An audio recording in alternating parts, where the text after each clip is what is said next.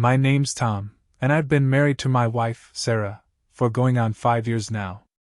We live what most folks would probably call a pretty normal, run-of-the-mill life. I work as a software developer, which means I'm stuck in front of my computer most days. It's not exactly an action-packed gig, but the pay's good, and it leaves me with enough free time to kick back and enjoy my hobbies. Mainly, I'm big into gaming, whether it's exploring virtual worlds, diving into strategy games, or pulling an all-night gaming marathon with my buddies on the weekends. I always kinda figured Sarah didn't really care one way or another. She never seemed all that interested in what I was up to during my downtime, but I thought that was fine. It worked out for both of us, or so I assumed. Sarah, on the flip side, is way more social than I am. She's an accountant at a small firm in the city, and she's always out and about with her friends. Her best friend, Lisa, has been with her since their college days. Lisa's one of those people who's always full of energy, constantly chasing the next new thing. If there's a trendy activity making the rounds, you can bet Lisa's all over it, dragging Sarah along for the ride too, everything from yoga retreats to pottery classes. I never really got mixed up in any of that stuff, it just wasn't my scene. Honestly, there were moments when it felt like Sarah and I were living these separate lives. Even after being married for years, it seemed like we were each off doing our own thing. I'd be wrapped up in a game or working late, and she'd be out with Lisa or some other friends, coming home late and telling me about her night. The funny thing is, we never fought about it.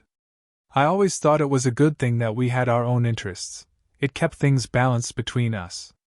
What I didn't realize was that things were about to take a real weird turn, one I never saw coming.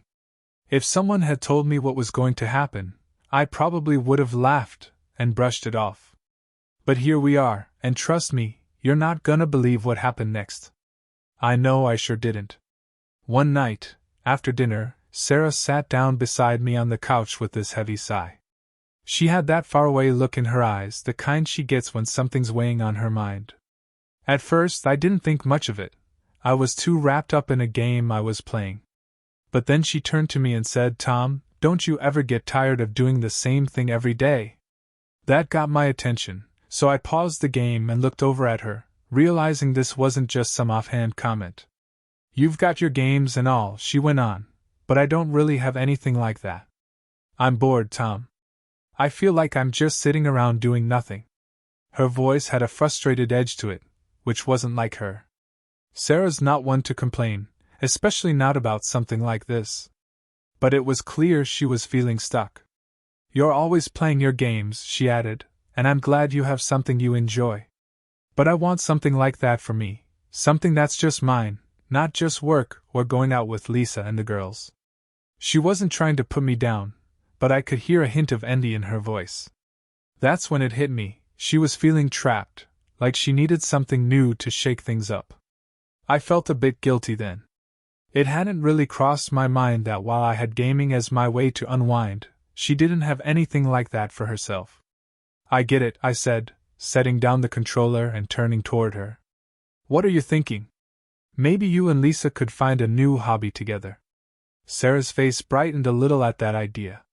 "Yeah, we've been talking about it. We've tossed around some ideas, but nothing's really clicked yet. It's tough to find something that doesn't feel boring, you know?" "Well," I said, trying to help, "why don't you guys keep trying stuff until something sticks? You never know what's gonna be fun until you give it a shot." It felt like the right thing to say, and it worked. Sarah smiled a bit, and I felt like I'd helped, at least a little. "Maybe," she replied, though I could still see a bit of doubt in her eyes. "I just want something to look forward to, something that's mine." I told her to keep at it, that I'd support whatever she found. But what I didn't know was that the hobby she was about to dive into would send us both down a path I never could have imagined. A couple of weeks passed, and Sarah still hadn't found anything that really caught her interest. Every few days she'd come home from work, flop onto the couch, and say something like, "I don't know, Tom. Nothing's really working." She and Lisa had tried a few things, some yoga classes, a couple of painting workshops, but none of it seemed to stick. "Everything we try is just so dull," she said one night, looking more and more frustrated. I don't want to force myself into something just for the sake of having a hobby. I could tell this whole search for something to do was really starting to wear on her. I didn't think it would be such a big deal, but it was clear Sarah was getting more and more bothered by it. Every time she brought it up, you could hear a little more frustration in her voice. I tried to be supportive, but I wasn't much help. I couldn't exactly pull out a list of hobbies she might enjoy. My own interests were so different from hers that I didn't really have anything useful to suggest. Then one evening, I was just mindlessly scrolling through YouTube when this random video popped up. It was some kind of beginner's guide to horseback riding. I had no idea why it even showed up, probably one of those strange algorithm things. For some reason, though, I stopped and watched for a minute. The person in the video was explaining the basics and talking about how fun and active it could be. That's when a thought hit me. "Hey, Sarah," I called out from across the room. "What about horseback riding?" She looked up from her phone, a little curious but also kind of skeptical. "Horseback riding?" she repeated, raising an eyebrow. "I don't know. I've never really thought about it." I could tell she was trying to picture herself doing it, but it wasn't an instant yes. "Why not?" I said, turning the video toward her so she could see. "It's different, you'd be outdoors, it's active, and it's something you and Lisa could do together. Not exactly your everyday hobby, right?" Sarah watched the video for a few seconds, then looked at me thoughtfully. "You know what? That's actually not a bad idea. I'll bring it up to Lisa, see what she thinks." The next day, Sarah mentioned the horseback riding idea to Lisa and a few of their other friends. To my surprise, they all loved the idea. That evening, Sarah came home with this excited look in her eye. "Lisa's totally into it," she said. "She's been wanting to do something outdoorsy for a while now, and the rest of the group is on board too. We're going to give it a try this weekend." I was glad to see her fired up about something again, finally finding something that got her attention. At the time, I figured it was the perfect solution, an active, fun hobby to break up the routine. But little did I know, this was just the start of something much bigger than I ever imagined. About a month later, Sarah and her friends were fully invested in their new hobby. They'd signed up for regular horseback riding lessons at a nearby stable, and to my surprise, they were sticking with it. Every Monday, Wednesday, and Friday, like clockwork, Sarah would come home from work, quickly change into her riding gear, and head out to the stable. On those nights, I barely saw her, but I was happy she'd found something she really enjoyed. It wasn't just Sarah either. Lisa and the whole crew were just as committed. None of them had missed a single lesson since they started. I was impressed, especially since they'd tried a bunch of new things before and usually dropped them after a week or two. But horseback riding? That was different. They talked about it all the time. Every night Sarah came home, she'd be buzzing with stories about the horses, the instructors, and how much she was learning. It was nice to see her so passionate about something. For a while I didn't think much of it. But then, one Friday night, while the girls were off at their lesson, I decided to meet up with a few of the other husbands for drinks at a local bar. We didn't do this often, but it seemed like a good way to pass the time while our wives were out. Naturally, the conversation eventually drifted toward the whole horseback riding thing. "It's kinda weird, don't you think?" one of the guys, Matt, said. "I mean, they're really into it. Like, every 3 days, no breaks. I've never seen them this dedicated to anything." We all nodded in agreement. It wasn't like our wives to stick with something this long, let alone be so enthusiastic about it. "Yeah," I chimed in. "Sarah's always talking about it when she gets home. It's like horseback riding has become her whole world now. I don't remember the last time she was this into a hobby." It was odd, but none of us thought it was anything to worry about at the time. Chris, another one of the guys, joked, "Maybe we should give it a shot too. Who knows, we might get hooked like they did." We all laughed, but the idea stuck in the back of my mind. There was something about how our wives were so committed to this hobby, like they were part of some secret club we weren't invited to. It made me curious. What was it about horseback riding that had them so hooked? By the end of the night, the conversation had taken a more serious turn. We all agreed that maybe it'd be worth checking out for ourselves. Let's ask if we can come along one of these days, Matt suggested. See what all the fuss is about. We all nodded in agreement, intrigued by the idea. After all, it was just horseback riding, right? What harm could there be in checking it out?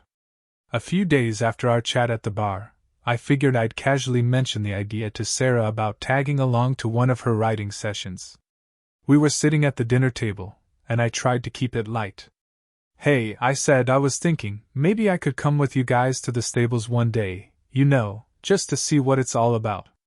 Sarah looked up from her plate, clearly surprised by the suggestion. She paused for a second, then gave me a small smile, almost like she found the idea amusing. Oh, I don't know, Tom, she said, shrugging her shoulders. I mean, it's not really your thing, is it? It's just horses and riding. I don't think you'd find it very exciting. Her tone was casual, but the way she brushed it off so quickly made me pause. I didn't let it go right away. Come on, it might be fun, I tried again. I've never actually seen you ride, and you talk about it so much. I'm just curious, that's all. But Sarah didn't seem interested in changing her mind. She shook her head and laughed softly. Trust me, it's not as fun as it sounds. It's just something we do to relax. Besides, it's kind of our girl time, And with that, she shut down the conversation. I didn't want to push it, so I let it drop. But the way she quickly dismissed the idea left me with an odd feeling. I didn't think she was hiding anything, at least not on purpose, but something about it felt off. Later that night, I couldn't shake the weird vibe from dinner, so I decided to text the guys in our group chat. I wanted to see if any of them had brought up the idea of going to the stable with their wives and if they got a similar response. When I sent the message, asking if anyone had mentioned tagging along, the replies came back almost immediately. Every single one of them had the exact same story. Yeah, my wife said the same thing, Chris replied. She told me I'd be bored. Mike chimed in next. Same here. Lisa said it's more of a girl thing, and I'd feel out of place. I couldn't believe it. All of our wives had given us the same excuse, almost word for word. It was like they had rehearsed it together or something. We exchanged a few jokes about how we weren't invited to their little horseback riding club, but deep down, none of us felt right about it. Why didn't they want us there? It wasn't like we were going to crash their fun or anything. It was just horseback riding, right? Innocent enough. But the more I thought about it, the more uneasy I felt. A few days later, the guys and I got together for drinks again, and naturally, the topic came up. Chris, looking more frustrated than the rest of us, was the first to speak. Doesn't it seem weird to anyone else that none of them want us anywhere near the stable? I mean, what's so special about horseback riding that we can't even come watch? We all nodded. It was starting to feel like more than just a harmless hobby. It was like they were hiding something. Mike shook his head, just as baffled. Yeah, it doesn't make sense. Lisa used to drag me to yoga classes, pottery, you name it. Now suddenly, this is the one thing I'm not welcome at. Chris leaned forward with a serious look on his face. You know what?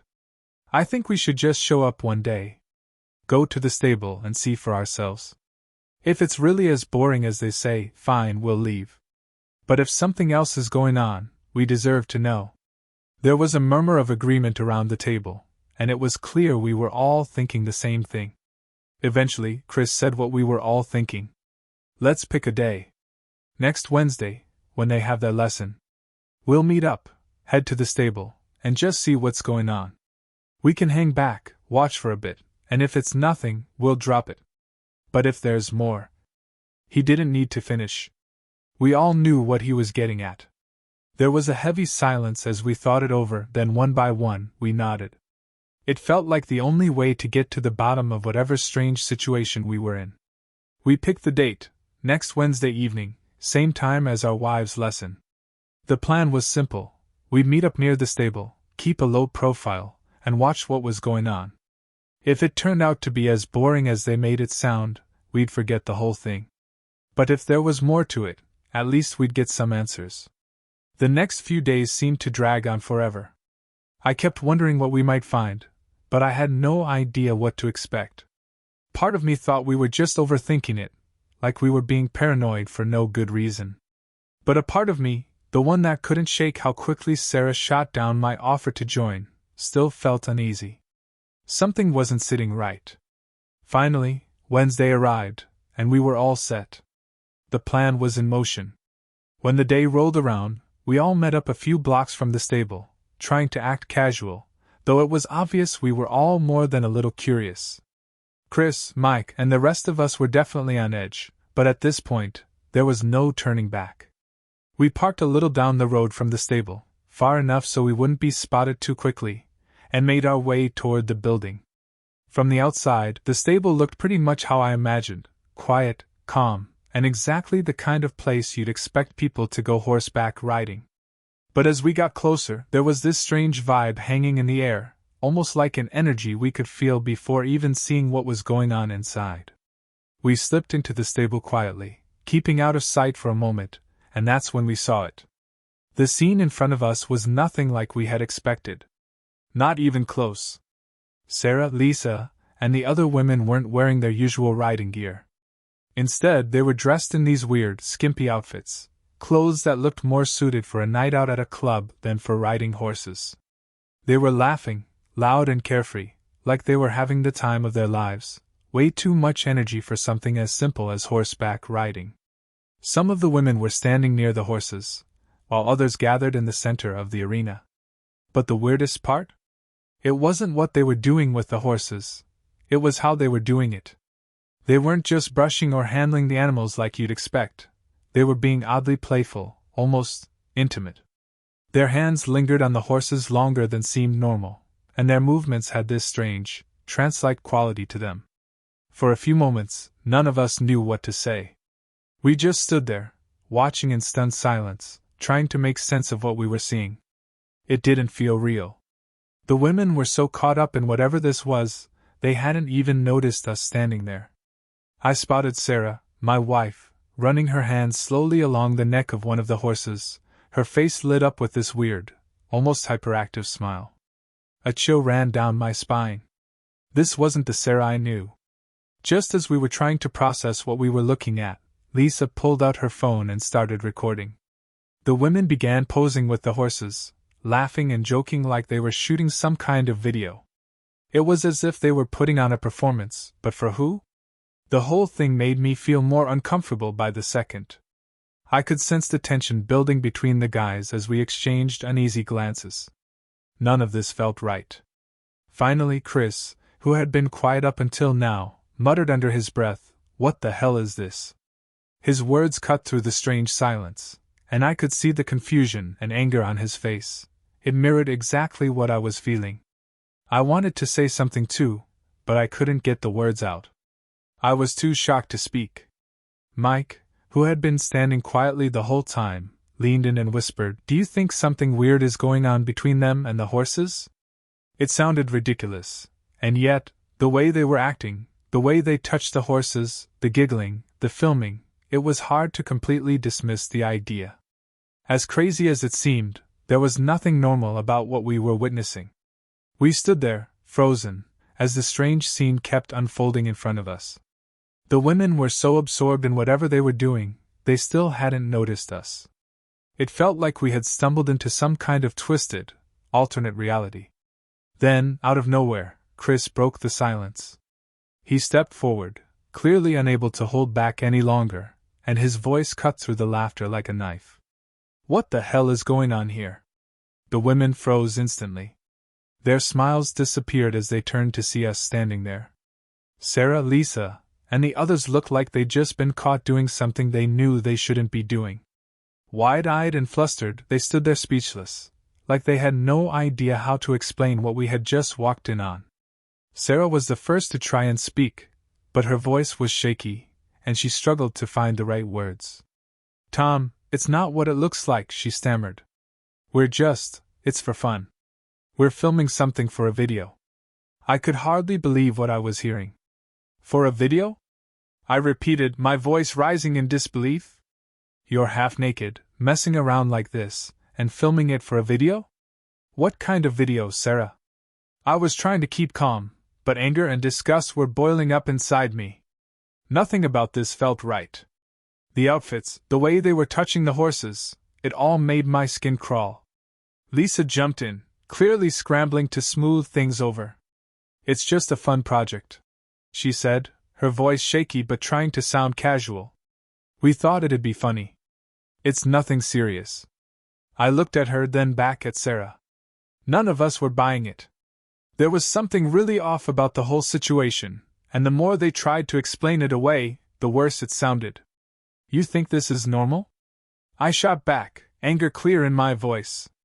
"This is disgusting, and I'm not going to stand for it." I could barely look at Sarah as I said the words. She just stood there, pale, with nothing to say for the first time since this whole thing started. She couldn't even defend herself. Without waiting for more excuses, I turned on my heel and walked out of the stable, my heart pounding like a drum in my chest. Chris and Mike followed right behind me, their faces just as shocked and angry as mine. We didn't say a word as we left, but the tension was thick in the air. We'd all seen the same thing, and we knew nothing was going to be the same after this. We drove in silence for a while after leaving the stable, the weight of what we'd just witnessed hanging heavy over us. My hands gripped the steering wheel so tight that my knuckles had gone white. I couldn't stop replaying the scene in my head, trying to make sense of it, but none of it added up.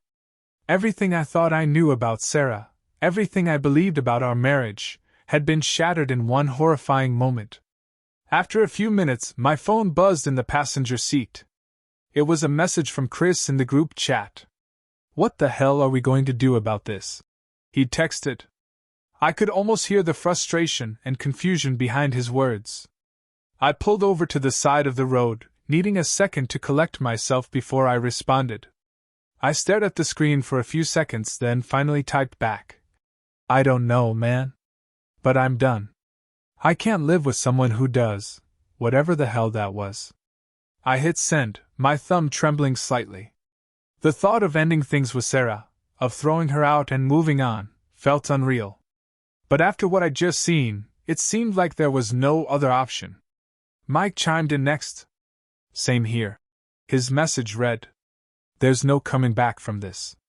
I can't stay with Lisa after what we saw." I could tell he was trying to keep calm, but the anger and disgust were obvious in his words. We'd all been blindsided by this, and none of us knew what to do next. The only thing that seemed clear was that our marriages were crumbling, and there was no saving them. Chris, always the practical one, started laying out his plan. "I'm packing her stuff as soon as I get home," he wrote. "I'm not giving her a chance to explain. Whatever they're into, I want no part of it. We need to meet up tomorrow and figure out the next steps, divorce lawyers, the whole thing." I could sense the determination in his words. Chris had always been the guy who acted fast when things went south, and this was no different. While I was still trying to wrap my head around the fact that my marriage was over, he was already planning his exit strategy. As I sat there in the car, staring at my phone, I realized he was right. There was no point in trying to fix this. Whatever Sarah and the others were involved in, it was something I couldn't and wouldn't tolerate. The trust was gone. The respect was gone. And once those are gone, there's nothing left. "I'm with you," I typed back. "As soon as I get home, her stuff's going outside. I'm done." I hit send and took a deep breath, trying to steady myself for what I had to do next. The drive home felt like it lasted forever. My mind kept spinning with thoughts of what I would say, how I would react when I saw Sarah again. But deep down, I knew there was nothing left to say. It was over. When I finally pulled into the driveway, I sat in the car for a moment, staring at the front door. The house, which had always been my safe haven, now felt like the setting for a nightmare. Everything had changed in just a few short hours. With a grim sense of determination, I got out of the car and walked inside. The first thing I did was grab a couple of boxes from the garage. I didn't waste any time. I started in the bedroom, yanking Sarah's clothes out of the closet, grabbing her shoes, and tossing all the little personal things off the dresser into the boxes. Each item felt like another piece of the betrayal, and I wanted it all gone as fast as possible. Once the bedroom was cleared, I moved on to the rest of the house. The living room, the bathroom, even the kitchen. Anything that belonged to her, anything that reminded me of her, got tossed into those boxes. It was almost robotic, the way I worked. Pure anger and adrenaline fueled me, and I didn't stop for even a second to think about the emotions bubbling under the surface. When I was done, I dragged everything outside and stacked the boxes on the front lawn. It felt symbolic, like I was purging my life of all the lies and deception that had crept in without me realizing it.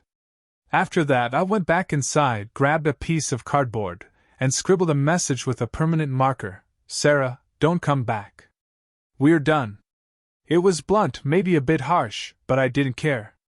I taped it to the front door and stepped back, feeling a strange mix of relief and sadness. The decision had been made, there was no turning back now. As I stood there, looking at the pile of Sarah's belongings scattered across the lawn, a wave of disbelief hit me. How had it come to this? How had the woman I loved, the one I thought I knew so well, ended up involved in something so twisted, so wrong? It was a question I couldn't answer, and maybe didn't even want to try. The image of her at the stable, laughing and touching those horses like she was in some kind of trance, was burned into my brain. No matter how hard I tried, I couldn't unsee it. That one moment had changed everything. I took one last look at the house, feeling a strange sense of finality. This chapter of my life was over. I had no clue what was coming next, but I knew I couldn't stay stuck in this mess any longer. The weight of it all hit me like a ton of bricks. My marriage was done. The life I'd built with Sarah had unraveled in the most bizarre and unsettling way. I wasn't sad. I wasn't angry anymore. I was just done. I headed back inside and collapsed onto the couch, drained from packing her things but even more exhausted from the emotional toll of the night. I didn't know what to do next, but I knew I needed a moment to breathe and process everything. The quiet of the house felt suffocating, and for the first time in a long time, I felt completely and utterly alone. My phone buzzed again. It was another message in the group chat from Chris. I packed all her stuff too. She's gonna come home to an empty closet and boxes on the porch. We need to meet up tomorrow and figure out what we do from here. I stared at the message for a moment before typing back, "Yeah, I'm in. Let's meet tomorrow. I'm done with all of this." Mike chimed in, echoing the same feeling. We were all on the same page. There was no coming back from this. There was no way to salvage what had been lost. We had all made up our minds. That night I barely slept. Every time I closed my eyes, the scene at the stable replayed in my head, Sarah laughing, touching the horses in that strange, unsettling way, surrounded by the other women acting like they were part of some secret world. No matter how hard I tried to push it out of my mind, it stayed with me. By the time morning rolled around, I was running on empty, but I knew there was no time to waste. I had to get things in order. I started making calls, looking up divorce lawyers, and trying to figure out the next steps. The thought of sitting across from Sarah and hashing out the details of our split made me sick to my stomach, but there was no avoiding it. Later that afternoon, Chris, Mike, and I met up at a local coffee shop. We all looked worse for wear, and none of us had gotten much sleep. The reality of what we were dealing with was starting to sink in. Chris spoke up first. "So, what's the plan? Are we all going through with this?" We nodded without hesitation. We'd all seen the same thing, and none of us could go back to the way things were before. "I'm meeting with a lawyer tomorrow," Chris said. "I'm not waiting around for any explanations. Whatever they're into, I don't want any part of it." Mike let out a heavy sigh and rubbed his face with his hands. "I don't even know what to say to Lisa. I don't think I can look at her after what we saw." I stayed quiet for a moment, thinking about Sarah and how the life we'd built together had come crashing down so quickly. "I'm with you guys," I finally said. "I don't want to hear any excuses. I'm getting her out of my life."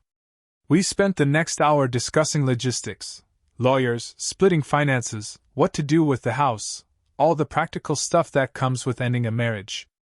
It was surreal, talking about separating from the women we'd shared years of our lives with, but none of us had a choice. As we wrapped up the conversation, Chris leaned back in his chair, his expression grim.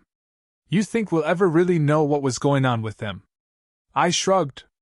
I don't know, man. And honestly, I don't care anymore. Whatever it was, it's over. We all nodded in agreement. The truth was, we didn't need to know every little detail. What mattered most was that our wives had crossed a line, one we couldn't come back from. Whether it was some weird thrill or something darker, it didn't change the fact that they had shattered the trust we'd built over the years. That was the real betrayal. As I left the coffee shop and headed home, I couldn't stop thinking about the future, what life would look like now that Sarah was out of it. Part of me was scared, unsure of what came next. But there was also a part of me that felt lighter, like a huge weight had been lifted off my shoulders. I wasn't tied down to lies and secrets anymore. When I pulled into the driveway, I saw Sarah's car parked there. She must have come by while I was out because her boxes were gone, and the note I'd taped to the door had been taken down. For a brief moment, I felt a pang of something, maybe regret, but it passed quickly. I knew this was the right decision. She hadn't called or texted, and for that I was thankful. The last thing I wanted was to hear her excuses or apologies. I wasn't sure I could stomach it. When I stepped inside, the silence hit me again, but this time it didn't feel suffocating. It felt like a fresh start, a clean break from everything that had gone wrong. I sank into the couch, feeling the exhaustion of the past few days settle in. The house felt emptier, quieter, but strangely enough, it also felt peaceful. There was no more pretending, no more lies. It was just me now, figuring out where to go from here. And for the first time in what felt like forever, that didn't seem so bad.